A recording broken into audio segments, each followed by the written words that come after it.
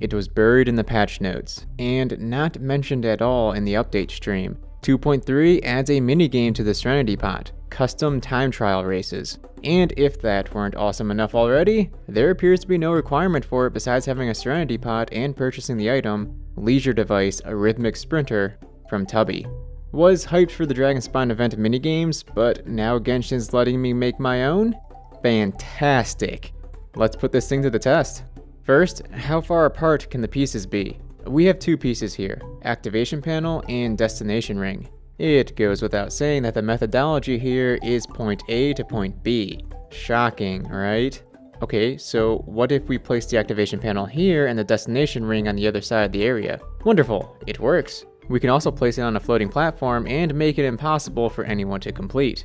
Seems the Destination Ring cannot be placed inside of objects or terrain, seems being the key word here, for it can be if using height adjustment on floating platforms. Yet another way to make an unbeatable troll game.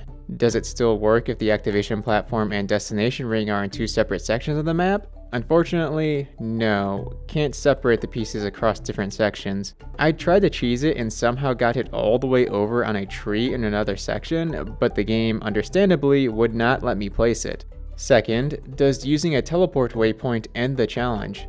Because think of the dynamic courses that could be built with these. It'd of course be much better if all 4 sections of the Serenity Pot were in play, but oh, this doesn't work.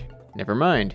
Third, does it time out? I see double digits and I want to see this go to 99.99 and beyond, breaking the text box. But it actually stops at 10 minutes and ends the race. Alright, now that we know the limits, let's build something.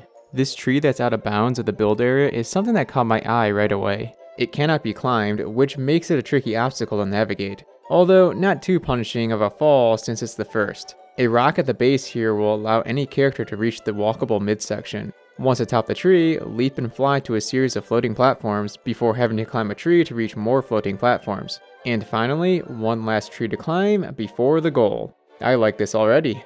This may end up being my favorite addition from 2.3, but there's still a lot to experience, so we'll review that statement later.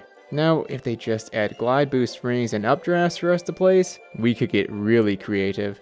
Anyways, not bad for throwing a course together in 10 minutes. Already looking forward to trolling, I mean having a good time with my friends as we run the gauntlet. Absolutely hyped they're adding stuff like this to the Serenity Pot, and I really look forward to what's next. Maybe Wind Trace? Because, to be honest, my Serenity Pot currently only serves 3 purposes: companionship experience farming, a weekly transient resin, and to stage scenes for video footage.